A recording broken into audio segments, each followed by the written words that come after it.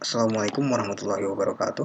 My name is Rizki Fazlur Rachman, and this is a video presentation of my master thesis with the title of Fair Value Estimation of PT Link Common Stock regarding acquisition plan by PT MNC Vision Network. This thesis was done under the supervision of Professor Dr. Edward Sandelin. The proliferation of internet access and how common nowadays for people to own mobile device has created a shift in media consumption habit. People prefer to use online media such as YouTube, Netflix, and etc. to fulfill their information and entertainment needs, as opposed to using conventional television, let alone pay-based television. Moreover, pay TV business is also competing with free-to-air television, where in Indonesia, free-to-air television service has covered about 64% of the total household, whereas pay TV has only reached about 11%. In response to this adversary, many pay TV operators began to diversify their service offerings by bundling their pay TV service with broadband service. As the biggest pay TV operators, MNC Vision Networks has done the same strategy by combining three business entities, namely MNC Vision, MNC Now, and MNC Play. With this combination, they are able to provide 2.6 million active customers to the company. Now, despite being the biggest pay TV operators, MNC Fixed broadband service is still relatively unpopular compared to its competitors, as shown in this fixed broadband subscriber by operator graphic. MNC Vision fixed broadband subscriber only makes up about 4% out of the total 14% respondents who are subscribing to fixed broadband service. Therefore, to support its business development, MNC Vision Network is planning to acquire PT LinkNet. With this acquisition plan in mind, a fair value estimation of LinkNet common stock is needed to set its reasonable bidding price for the acquisition. This research is meant to estimate fair value of PT LinkNet common stock. This research will focus on estimating PT LinkNet share price as of December 2018 by discounted cash flow model and relative valuation model, which is later projected to December 2019, which is reflecting the value as per official announcement date of the acquisition plan. The pro forma is modeled based on LinkNet historical financial data from the year 2014 to 2018 and publicly available relevant information up to the effective valuation date of December 2018. There are several key points in the theories and literature that are reviewed in this thesis. There are two discerning factors in acquisition valuation. The first one is synergy value, which is a value created from the complementary combination of two or more business. And the second one is value of control, which is created from the improvement to the combined business efficiency due to management and or control takeover. This research used two valuation models, namely discounted cash flow and relative valuation model. The discounted cash flow or DCF model can further be elaborated into free cash flow to the firm and to equity. As for the relative valuation model, there are earning, book value, and revenue multiples. This research also found several studies regarding circularity issue in cost of capital estimation, which is an inconsistency between equity and enterprise value within cost of capital estimation and discounted free cash flow valuation.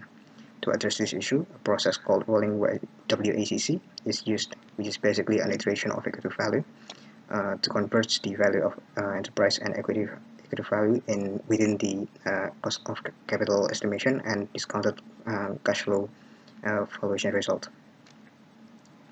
Post-valuation adjustment is stated in PAM LK regulation, which subject publicly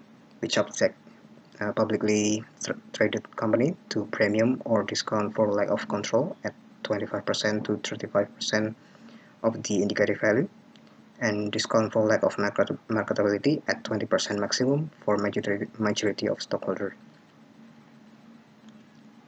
This research follows a top-down analysis model, beginning with macroeconomic, industry, and company overview, and following that we have projection of balance sheet and income statement using the historic revenue growth adjusted to several assumptions, and then valuation under DCF under the valuation model, and lastly price reconciliation, which we use weighted average of each valuation model as of the indicative value as of December 2018, and then the indicative value is projected to December 2019, and then adjusted to control and marketability.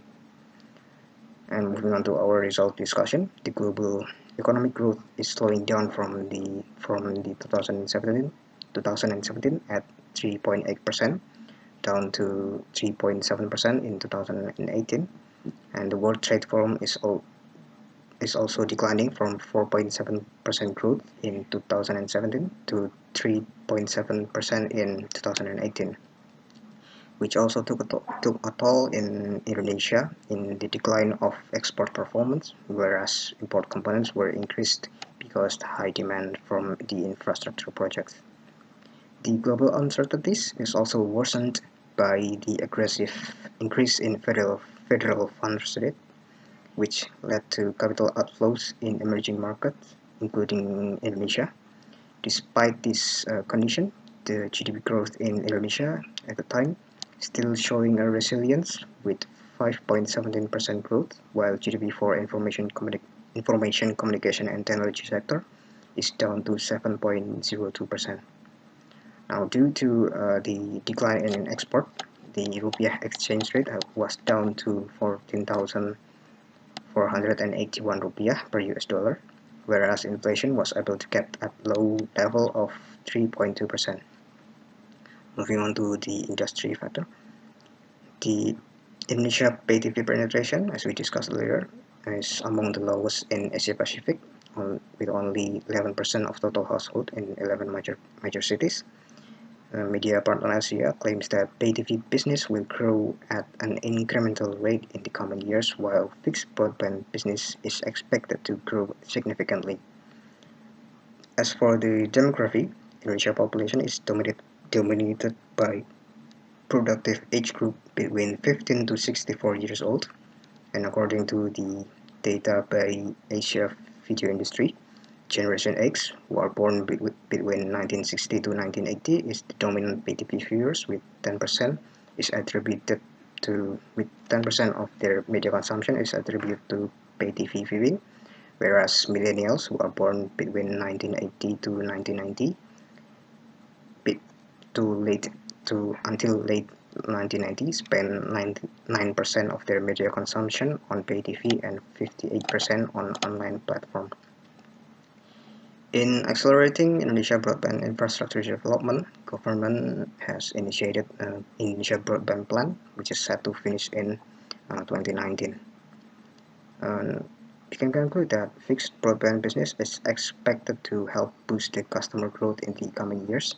However, the industry is still teeming with competition between free-to-air television, other fixed broadband operators, and cellular operators. Therefore, uncertainty is still at hand for integrated broadcast and broadband business.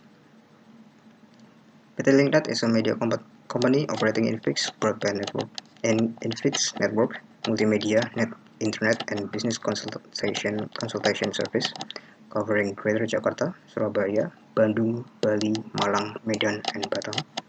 The company was first established in 1996 under the name PT Serling Indah Permai, operating in trades of goods and service. And later, it pivoted its business and changed its name in the year 2000. The company also conducted their IPO in May 20th, 2014. And as of December 2018, 35% of its stock is owned by Asaling Dewa and 27% is owned by PT First Media. The company is growing at a declining growth rate from 2014 to 2018, with arithmetic mean of 15% and geometric mean of 15.94%. And considering our previous analysis, the growth rate for projection is set at 12% and modeled using three-stage growth model. The projection consists of high growth period in 2019 to 2023, and then fading period starts in the following years until the terminal growth rate of 5% at 2028. Some distinctions are done in the projection, namely interest expense is projected based on comparable bond yield rate, and retained earning is projected under clean surplus relation, and highly fluctuating items are kept at its latest value or latest proportion to revenue, and one-time items are not forecasted or eliminated. Now moving on to our valuation.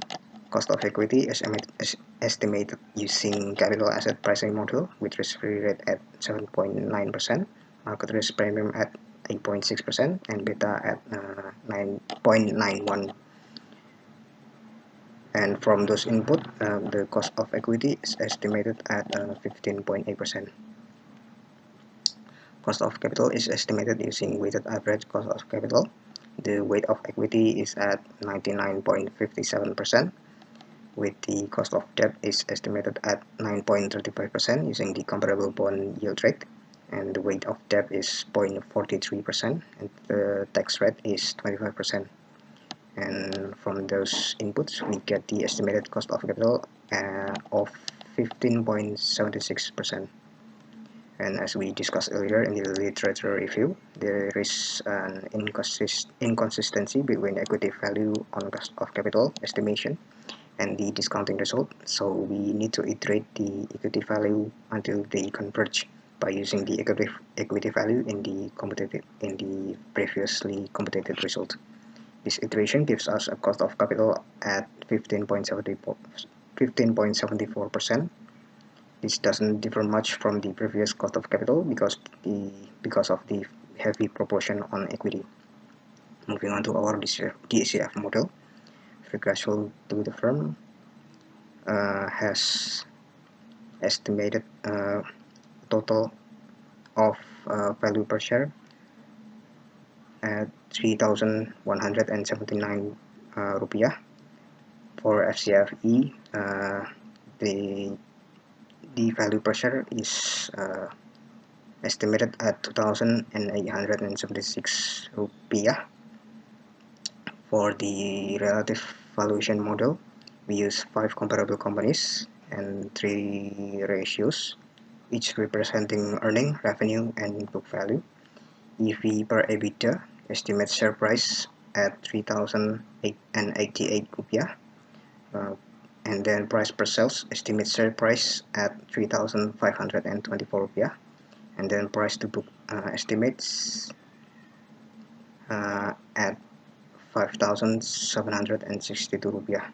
The average share price from the relative valuation upwards is 4,125 rupiah.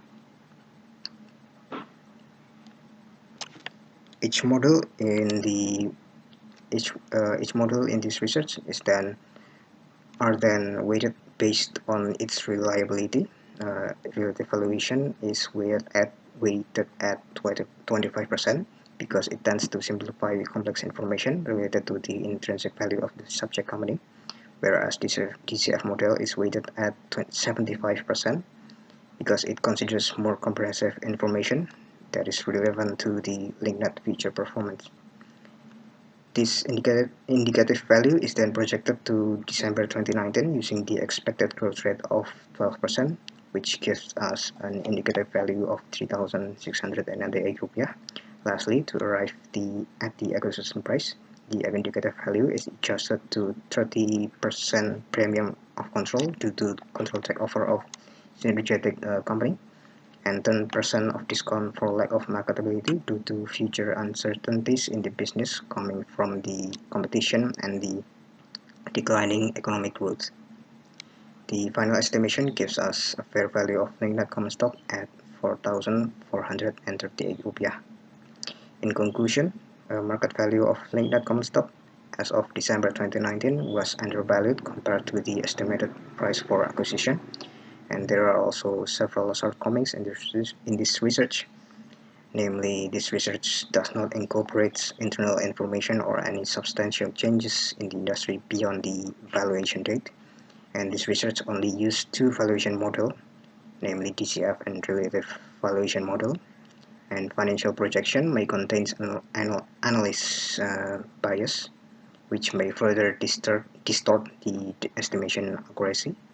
Uh, this research also have several recommendations for PT MNC network uh, to acquire PT LinkNet at the price below the estimated value, while also this research support the importance of business valuation prior to an acquisition, which may not only provide reasonable price estimation but also identify synergetic potential that hasn't been considered within the market price. It is advisable also for further study to to incorporate a more comprehensive industry analysis and valuation model to improve accuracy in the financial projection and value estimation. And that will be the end of this presentation. Thank you for your attention. Wassalamualaikum warahmatullahi wabarakatuh.